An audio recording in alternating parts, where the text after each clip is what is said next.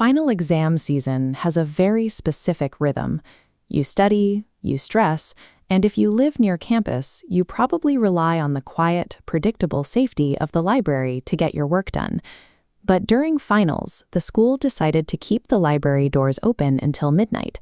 Suddenly, a space that is usually locked and dark by 5 p.m. became an option for students looking for a quiet place to prepare. When you're buried in textbooks, the hours blur together. The narrator eventually looked up to realize it was 10 p.m., 2 hours past their usual departure time, and long after the campus had mostly cleared out. At 8 o'clock, there are usually enough students around to provide a sense of company. At 10, that presence is gone, leaving the library in a state of absolute silence. That silence was broken by a very specific sound, the rhythmic, dragging noise of someone slowly limping through the aisles. The narrator headed for the exit, but stopped when they saw a woman standing perfectly still at the far end of the corridor.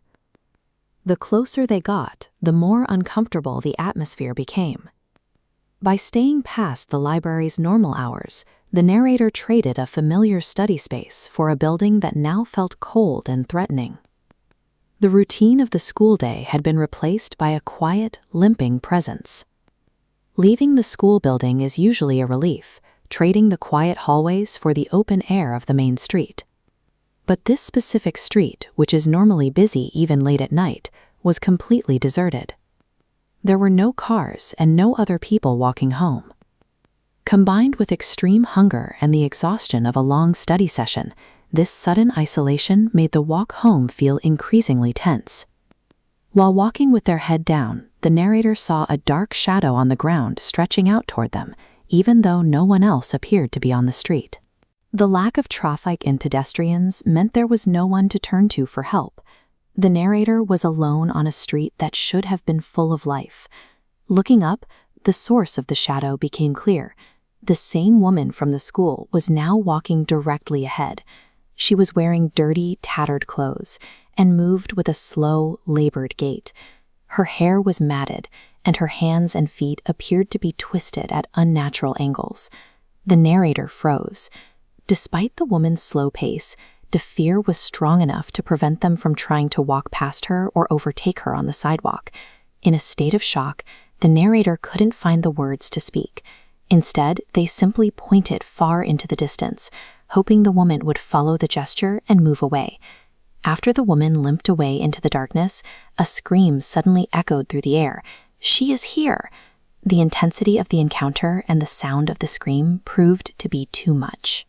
The narrator's senses were overwhelmed, leading to a sudden blackout on the ground.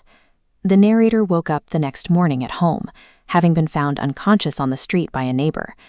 This neighbor was the one who finally provided an explanation for the woman on the street, revealing a piece of local history that many students never hear.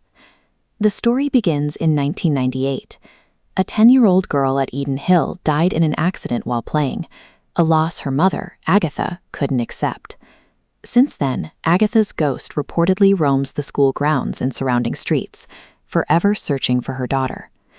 The physical state of the figure, the tattered rags and the twisted limbs, points to decades spent wandering these specific streets.